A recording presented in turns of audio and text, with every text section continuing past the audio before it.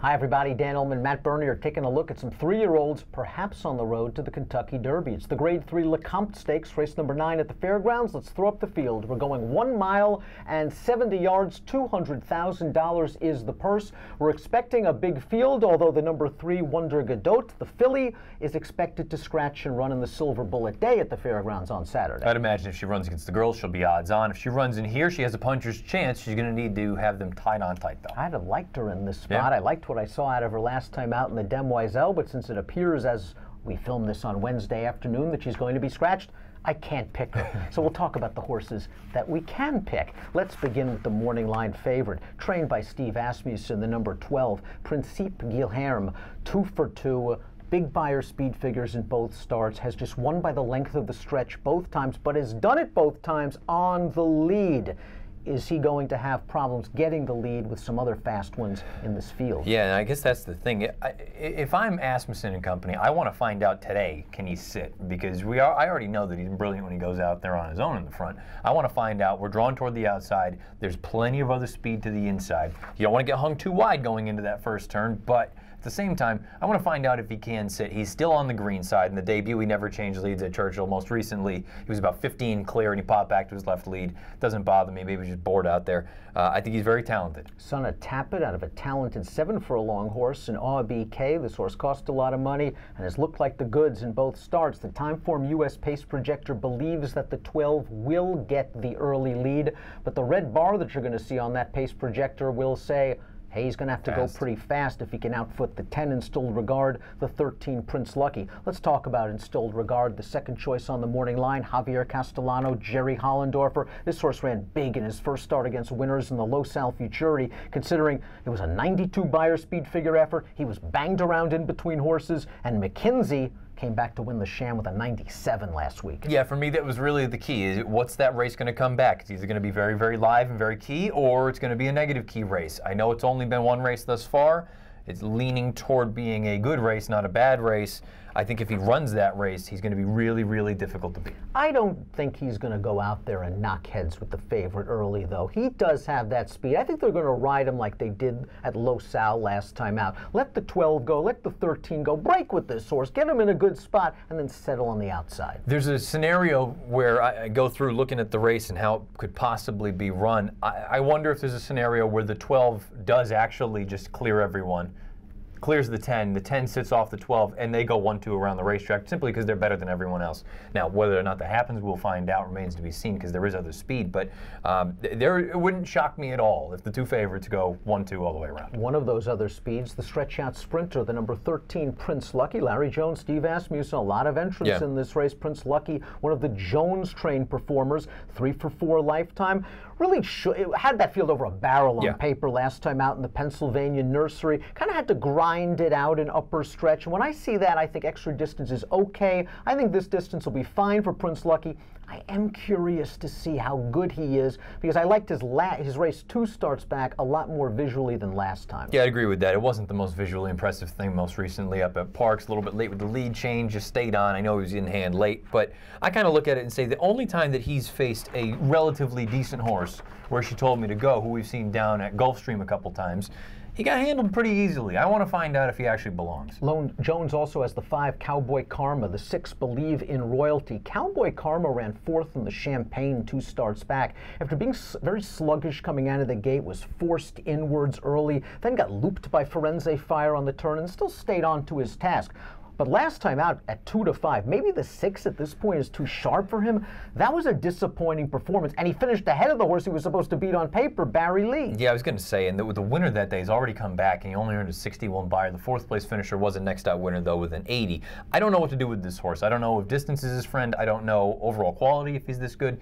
There's a lot of unknowns for me, and at a shortish or middling price, I don't want him. As for Believe in Royalty, he was a 78 Beyer winner going a 1-turn mile at Laurel 2 starts back, but in that race he just had the easiest possible lead, and if you believe the Timeform U.S. Pace Projector, that's not going to happen for him on Saturday. But last time out he was against a really good horse. It's a shame he's sidelined for a little bit, Gravitas.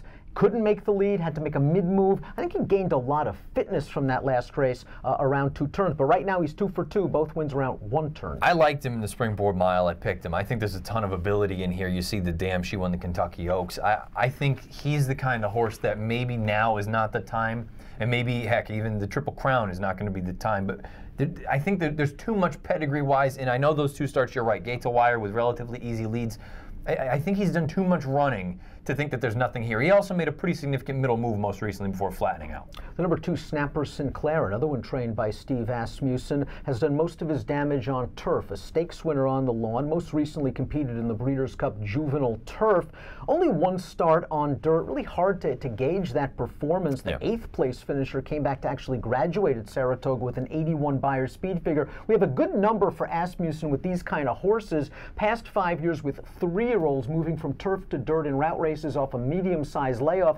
31%, 263, but even with that fact, this horse really's got to step it up. Yeah, you know, I don't necessarily want to just go out there and say, he can't run, I don't know, whatever it may be. I thought his run at Kentucky Downs was really good. I'm not going to hold the Breeders' Cup against him. He's just the kind of horse that in a situation like this, I'll sit back and watch one. Show me that you can run on dirt, but I'm also not just completely pitching him. I wouldn't be surprised if he ran well. Even though the One Lone Sailor adds blinkers this time around, he's going to be coming from mid-pack or further behind it. He's going to appreciate a fast pace up front. He is grade 1 placed. He just missed in the Street Sense 2 starts back. And in the Kentucky Jockey Club, he just was forced to fall back early after breaking from an outside post. He's an interesting medium-priced horse. I was going to say, you look 2 and 3 starts back. He stakes place on a couple of occasions. One of them was a grade 1 that was down at Keeneland. I don't know what to expect out of him. You're going to get the blinkers. He's not going to be that close to the pace. You're right. He's going to come from way out of it.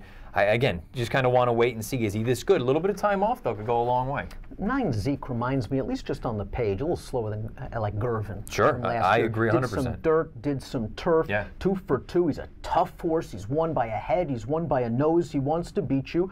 Obviously, this is a gigantic step up in class, and from a buyer's standpoint right now, his buyers obviously pale in comparison to the 2 favorites. But this horse does have a little bit of upside, and I think he's got some ability. I'll tell you what, the debut, I know it was washed off the turf, he won Gate to Wire fashion. I liked that turf race most recently, but it's such a polarizing race for me because everyone else has come out of that race to be awful. The runner-up that he had to really dig in and beat by a nose came back to Beyer 32 next out.